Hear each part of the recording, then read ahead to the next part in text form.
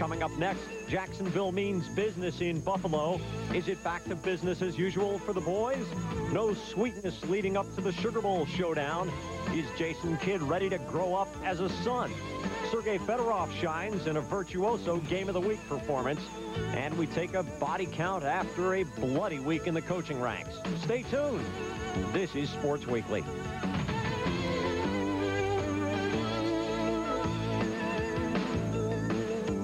Weekly is presented by Pep Boys. Welcome to the expansion edition of Sunday Sports Day. We're with you for an extra half hour until noon Eastern time when we hand it off to the playoff edition of NFL Countdown. Good morning, everybody. I'm Jack Edwards. We welcome Dick Schaap on what is a difficult day for Buffalo Bills fans. Dick, they've been disappointed by those infernal goalposts before, but this time there seems to be a little less hope for the future. Well, the Bills have had a sensational 9-year run. 8 playoff berths in those 9 years, brought to an end fittingly by a field goal that was almost, but not quite, wide right. Lots of people know that it was a field goal attempt that was wide right in the closing seconds that cost the Bills the first of their 4 straight Super Bowl defeats. But not many people know that the whole 9-year run began with a field goal kicked by Scott Norwood, the man who later missed in the Super Bowl. A Norwood field goal was the margin of victory over Minnesota in the opening game in 1988, the first of 108 victories, Jack, during that sensational 9-year run. I got a feeling that history just will not remember them with the due perspective that they deserve. But I will. All right, Dick, we'll check with you later. We begin with basketball. A pain in the neck. It said a lot about Jason Kidd's final days in Dallas. The former #2 overall choice had become an off-court burden to the Mavericks with his complaints and his demands. On Thursday, the Mavs sent him to Phoenix in a 6-player deal. Of course, the Suns knew they were trading for a pain in the neck. That is, Kidd had missed his last 3 games as a Maverick with a neck and shoulder sprain. His Phoenix debut would come against the Vancouver Grizzlies, and Kidd would start a 14-0 first-half run, batting the ball away. Down the court they go. Danny Manning back to Wesley Person. He lays it up and in.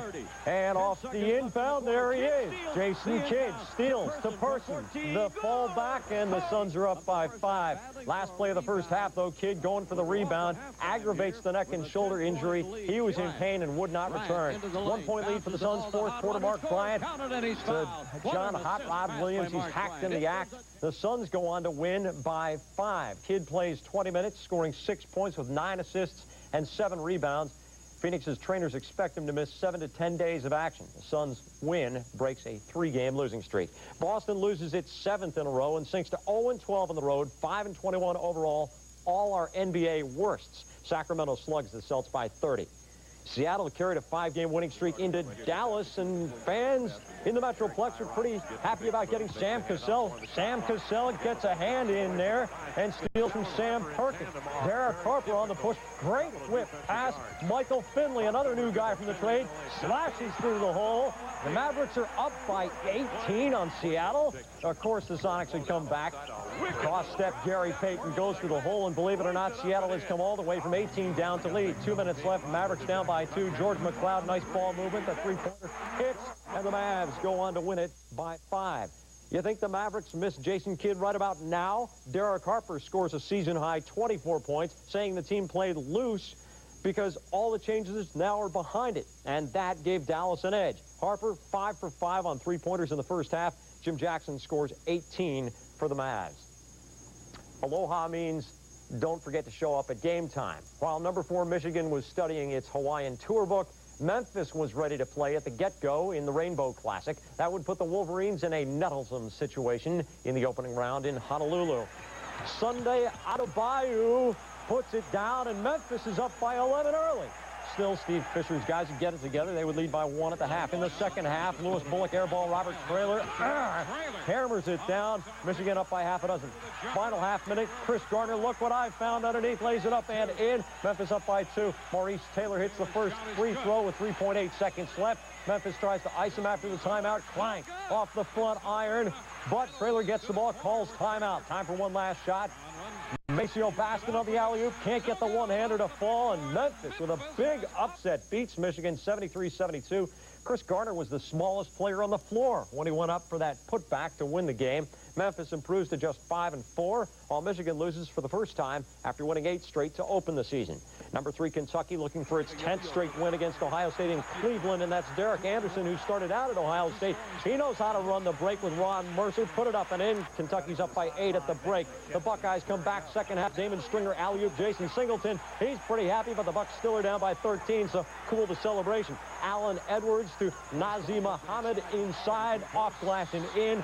Kentucky looking very strong with a 16-point win. The Wildcats win their 10th in a row, but Kentucky turns the ball over 27 times, and this was Rick Pitino's post-game oratory, quote, "I think our defense stinks," end quote. Doesn't sound as if it'll be a fun week of practice in Lexington, does it? Speaking of fun, Bob Huggins' Cincinnati Bearcats beat up Western Kentucky 81-57 in the other game of that doubleheader, 24 points for Danny Fortson. Utah gets a career-high 19 points from Hano Matola, who fills in nicely for the flu-stricken Keith Van Horn. Utah improves to 8-1. Cal Irvine drops to 0-8 on the season. Number 9, Arizona beats Robert Morris by 64 points, 118-54. Attila the Hun beats Bambi. That was a late score just in. You'll find George Teague not just around the ball, but at the turning point in some huge football stories. In the Sugar Bowl on New Year's Day 1993, Teague's hustle play turned a long U of Miami gain into a fumble, and it sent the Hurricanes into their downward spiral. Yesterday, with Dallas spinning dizzily into the playoffs, Teague would move toward the fulcrum once again at Texas Stadium in Irving. The Vikings go to the air. It's Brad Johnson hitting amply over the middle. He's going to go all the way in for the touchdown. Or is he? George Teague knocks the ball loose. Unbelievable heads-up play. Goes out of the back of the end zone for a touchback for Dallas. 10-0 Dallas, second quarter. Emmitt Smith getting huge holes all day long. He rips off 37 yards for his 19th career postseason touchdown. 17-zip Dallas. 1 minute later, Brad Johnson, oops, throws against the grain. Guess who it is? It's George Teague, taking it all the way back for the TD. A 30-zip Dallas lead at the half.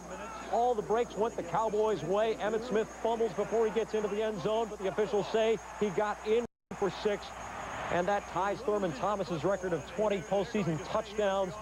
Thomas gets the TD, a 40-15 final. Troy Aikman improves to 11-1 all-time in playoff games he has started. Emmitt Smith carries 17 times for 116 yards. Michael Irvin catches 8 passes for 103. The Cowboys meet Carolina at Erickson Stadium next Sunday, and they will come in on a roll. Today, I'm going to start off with a statement. That was the Dallas Cowboys that you all seen today. Both sides of the ball. I thought we did a lot of things well, and now we've just got to build on that. We've got to continue to do those things, and you know, we won today, but you know, they're not ready to hand us anything yet. We won't be able to breathe a sigh of release until sometime in February if it's the way we want it to be. So I don't think that anybody just say, hey, boy, that feels good. We got a lot of work ahead of us, and we fully understand that.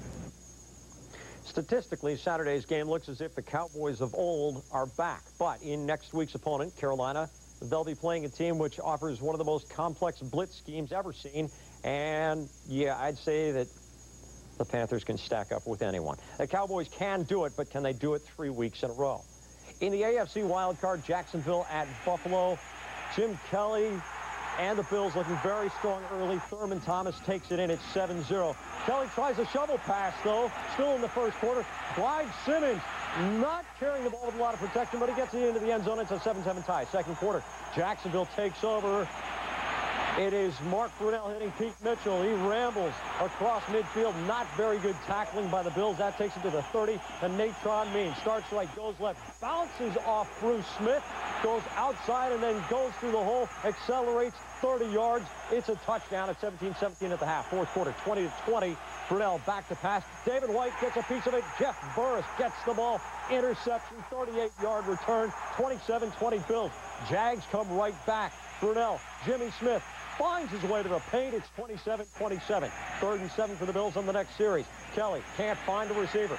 Pumps, gets past the pressure, fumbles it, bounces back up and loses the ball, though on the replay it would show that his knee was down. Still, Jacksonville gets the chance. Mike Hollis 45 yards away. Godoyne off the upright and through. It's a 3-point lead. Todd Collins in for Kelly, who suffered a concussion. Tony Bracken's on the hit, Don Davey on the recovery, and Marv Levy gets sent to what is an unaccustomed early vacation for him.